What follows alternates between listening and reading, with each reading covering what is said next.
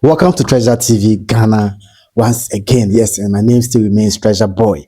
Yes, this particular young lawyer, or a lawyer, let's say a lawyer, that has given a very nice analysis about Honorable Kennedy Agyapong's way of leadership, her philosophy, her way of approaching issues, how he's going to solve issues, and comparing him to any candidate that the NDC is going to bring. The differences that's between Honorable Kennedy Agyapong and Bawumia, the qualities and everything that makes Honorable Kennedy Agyapong the right person to lead the NPP is just brilliant. Very brilliant. I would like you to take your time, watch this video to the end, and get to yourself the important facts that this lawyer laid and his analysis. Charlie, it's brilliant. It's just brilliant. It's just brilliant. This show happened on Joy News. Yeah, without wasting much of your time, let's go straight and watch this particular video I'm talking about, the lawyer. But before that, can you subscribe and be part of Treasure TV Ghana? Winning the general election to become president of this country, of course, Ghana. What's giving Kennedy Agyapong that impression that maybe if he's able to win internally, he can still win against the NDC? What's giving him that? All right, thank you. I think that Kennedy is the kind of leader that Ghanaians are yearning for as of now. We are in a country where our biggest problem as of now is... What data are you using to support this? So I'll get to it. We are in a country where our biggest problem is unemployment. Every national security report, and almost all, even issues with relation to Galamsey, when you discuss Galamsey, the first question people ask you, there are 3 billion people in the value chain. Where do they go from here? So our biggest problem is unemployment. And Kennedy is someone who has demonstrated a lot of passion to resolve the issue of unemployment. He's someone who has, in his own small way, taken a lot of steps to resolve the issue of unemployment. And that's something that Ghanaians are really yearning for. And he is someone who, through his campaign, has shown how and what Ghana needs to do to employ a lot of people.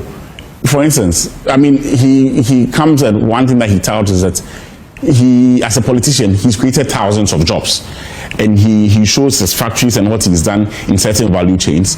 And every constituency that he goes to, he shows what can be done there and what can be done to improve the lives of the people. For instance, he has promised to move the Ministry of Agriculture to the northern region. To the northern region because he looks at the kind of arable land that we have there and the fact that governments throughout the years has not been able to put in place the right policies to ensure that the northern region, looking at its potential, is used to feed the country and the whole continent. The fact that most of the things that we consume in this country are imported, but these are very, very simple, low-hanging fruits that we can take advantage of. The fact that from northern Ghana, from Tamale Airport to Europe is just about 5-6 hours, and in Europe there's a lot of demand for things like flowers, fresh vegetables and all, and we are not taking advantage of this environment to ensure that we produce, and through cargo transportation we send these produce there to end the foreign exchange that we want. So he's someone who has spoken about, who has shown a lot of passion for jobs, and he has shown that he has what it takes to do so.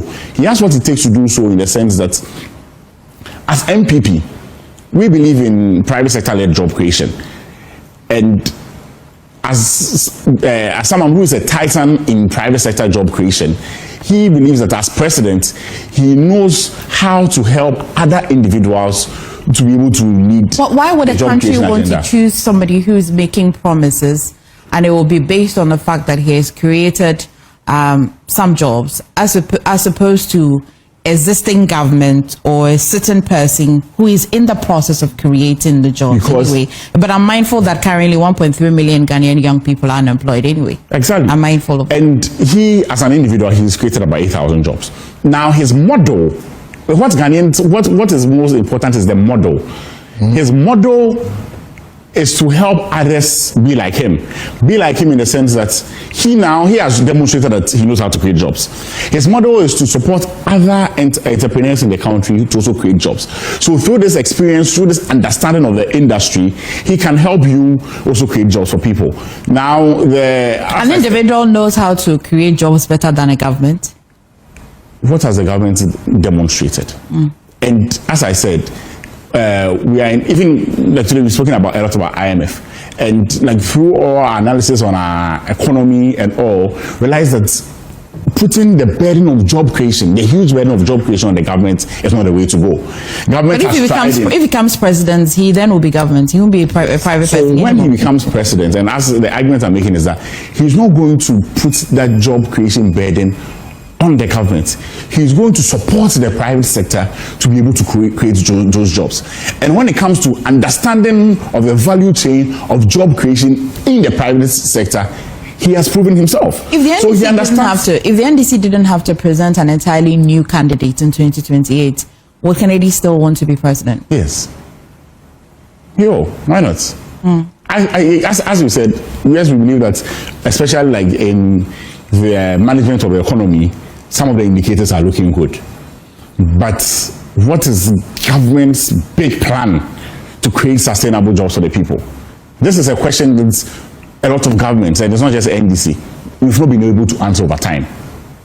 And just like was done in Asia through what they call the Asia Miracle, through the likes of Lee Kuan Yew and others, there was intentional government policy to help private individuals to create jobs. And if you look at a lot of these big, I see that you have a Samsung TV here. Samsung, Hyundai and all are products of this push to create, I nearly said big push anyway,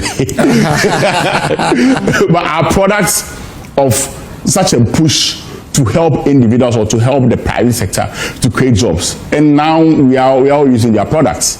So this is the kind political of marketers say that it is easy to present a marketable candidate. We're here debating whether or not Dr. Bawumia had 38 or 41 per the Electoral Commission's report after the 2024 elections. Why would the party want to present somebody who would have to start from a clean slate? Every election starts from a clean slate. You don't think that there's nothing like having some reserve votes anywhere. Every election starts from a clean slate. Are we certain about this? And especially when we are coming on the back of having what I believe is our worst. If every election starts on a clean slate, the NDC won't present John Mahama. Pardon? If every election starts indeed on a clean slate, the NDC wouldn't have presented President John Mahama because they think that he was well marketed. But if elections were not starting on a clean slate, President Mahama in 2012, right, performed better than in 2016. So if elections were not starting on a clean slate, then But statistics also shows that the second term of every government, they don't particularly perform very well in their first term, Exactly. That clearly shows that elections don't start on a clean slate. Because if they are starting on a clean slate, it means that you're expecting them to have the same. Isn't it voters that just get tired of? No, I think that there are lots of factors. The syndrome of 8 years. There are lots of factors, but it's not NPP in our history. How have we performed? Like President Kufuor in his second term did better. Even when he was contesting in the second term, nominal vote rights, he did better. President Akufo-Addo had 5.6 million votes in 2016. In 2020, he had 6.7 million votes. That's the highest or the peak of NPP's votes. From there, we reduced to 4.6, and that's the biggest dip in the history of our politics. In one sentence, why should they vote for Kennedy? Kennedy is the person to solve the problems of Ghana. He's the person to create jobs. One key thing that is missing in this country, one key thing is that the youth of the country are yearning for is a leader who they believe is disciplined. Discipline has been something that has been a big issue, and Ghanaians want to see that leader who makes sure that things are supposed to be as it is. And there's a very worrying trend. In fact, if you look at Musa Danquest's post and other things and other conversations, there's a very worrying trend that some of even our youth are yearning for military governments. Are you aware of that? And that is something very dangerous. If you remember, during President Mahama's inauguration, there were 23 heads of states there. The one who had the loudest cheer was Ahmed Traore of Burkina Faso.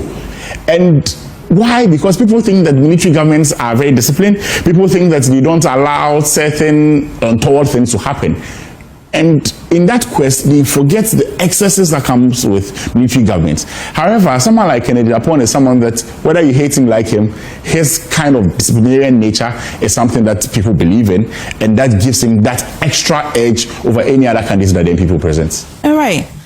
Mohammed, this matter there is not your... Thanks for watching. Kindly subscribe and be part of us. Yes, we are on all social media platforms. You can follow us on TikTok, Facebook, and every social media you know of. Yes, this is Treasure Boy on Treasure TV Ghana. Thank you.